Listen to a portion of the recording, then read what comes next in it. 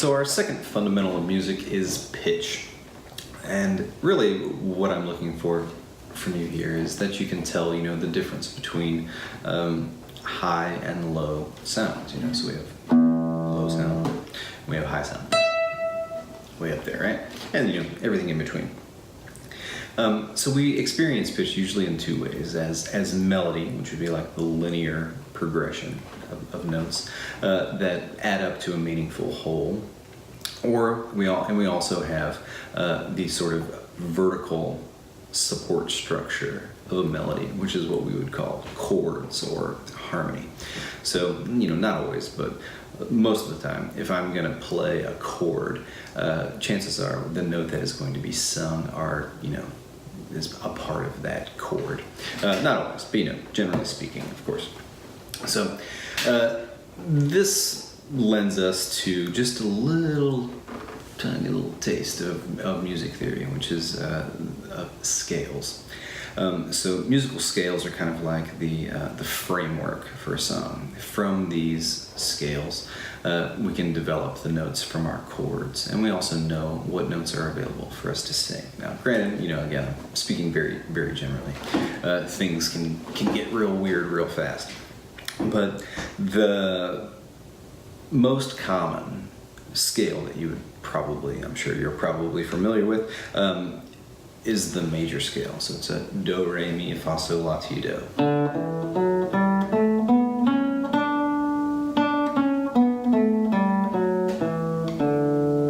So that was it, forward and backwards.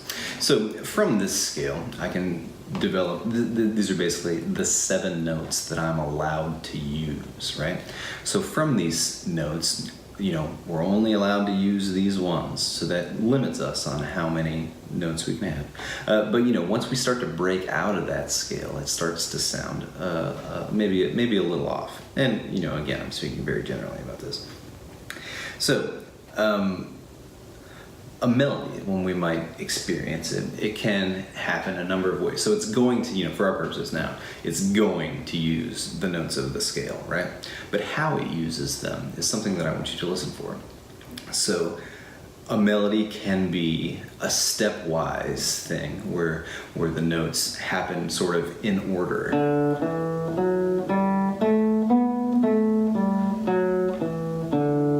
Or it can leap around. So this is what we call a stepwise motion, where it goes one note to the next in the scale, progressively like that. Or, one note and then back down, whatever. But, not making huge leaps. So then the other thing is leaping. So most melodies are somewhat of a combination of the two, but there are, a lot of examples of, really kind of strange leaping melodies, and some melodies are only one note. But a good example of a stepwise melody is a little tune by M. Ward called Chinese Translation. But it's, and you can kind of see how far my fingers move away. You can kind of see that it kind of fits inside of the scale.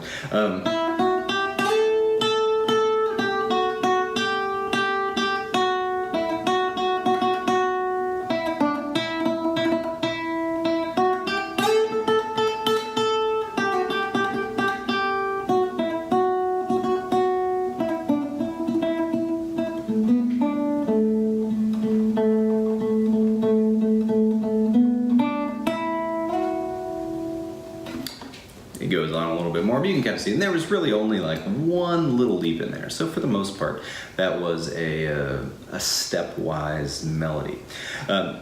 Happy Birthday is a good example of a melody that leaps pretty high, right? So we have obviously the first part.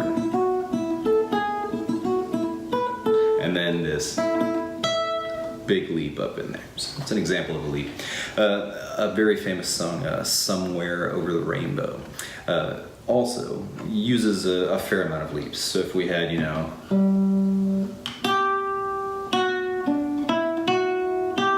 right? So you can hear those first two notes, and then we would have nice leaping things going around through there. So listen for these things as you're listening to your songs. Does the melody make big jumps? Is it, Mainly stepwise. Did the notes last a long time? Are they short and quick? These are all good observations to make. So then we also have harmony, which would be the thing that sort of supports the melody, right? So the chords fit along with these things. So if I were to play a chord, chances are part of that melody the melody is part of that chord. Something's happening in there. So in Somewhere Over the Rainbow, for instance, I have this nice chord here, and my melody is. So you can see my fingers don't move or anything. It's that somewhere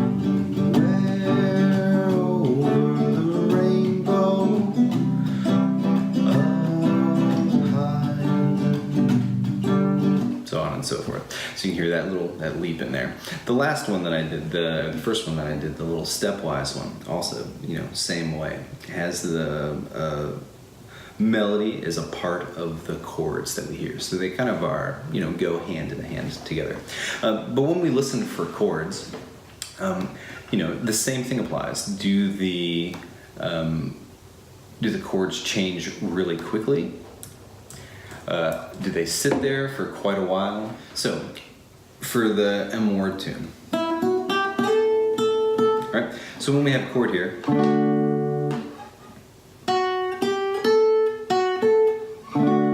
those notes are part of that chord. I sailed a wild sea, I climbed a tall mountain, met an old man who sat beneath the willow tree. He said, now if you've got some questions, go and lay them at my feet, but my time here is brief, so you'll have to pick just threes. And I said, what do you do with the pieces of a broken heart?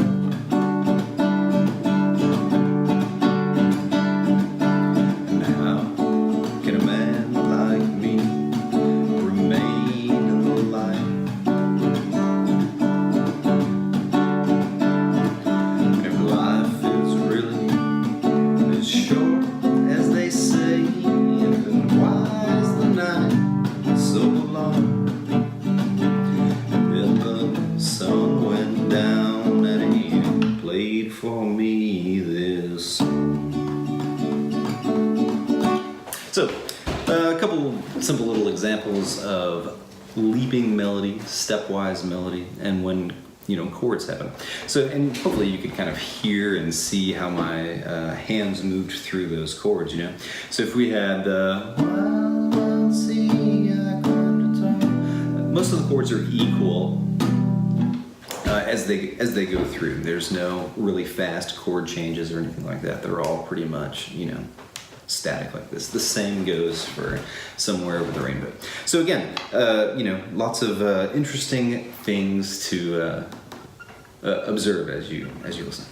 So this also brings us to a couple of other little factors here. So like a riff. Maybe you've heard someone mention a riff before. This is a device played by an instrument that is, melodic in content. But usually they're short and they are kind of like the memorable part of a tune.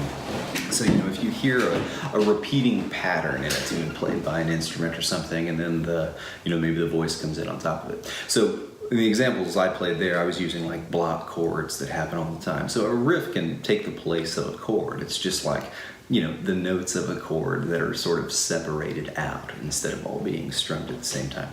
There's a lot of wonderful examples out there. A really iconic bass riff. There's a song called Down on the Corner by Creedence Clearwater Revival, or CCR. We'll talk about them later. But it was used in a Cricket wireless commercial, I think. I don't know, it's probably a couple of years ago or whatever. Really iconic bass riff, So it's not, it's played by the bass, so it's not like a whole bunch of chords. It's just like single notes. But as soon as, you hear it, you're like, oh yeah, I recognize that little tune.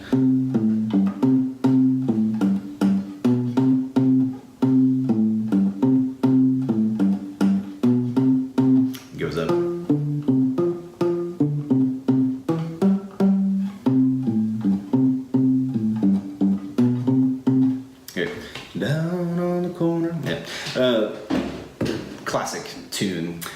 Some other things, Seven Nation Army by the White Stripes.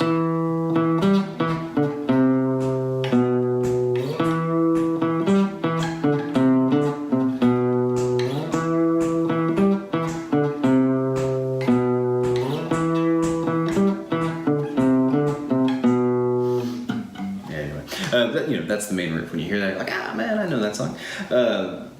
There's really a ton of great ones out there. Michael Jackson had some really amazing bass lines. Smooth Criminal.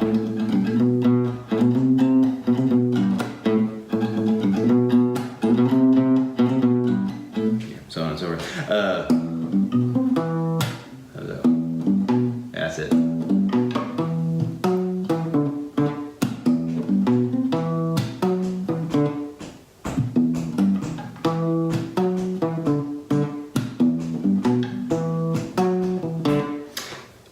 Beat It by Michael Jackson. So there's a ton of different ones. As soon as you hear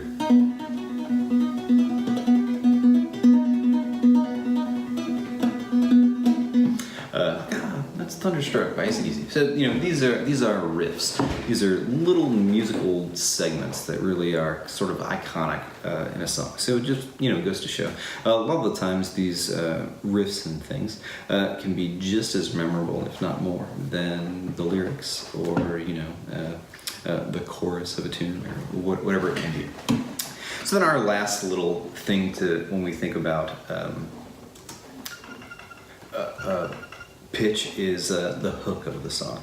So this is really like the most memorable part of the tune. It's usually a part of the chorus, which we'll talk about in a little bit. This chorus is like that the part that really catches your ear and is repeated in the song. So the same melody and the same words kind of keep coming back.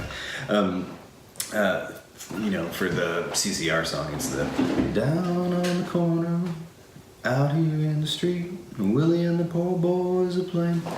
The hook of the song, right? The thing that you walk away remembering. So these are all great things to think about when you are thinking about pitch.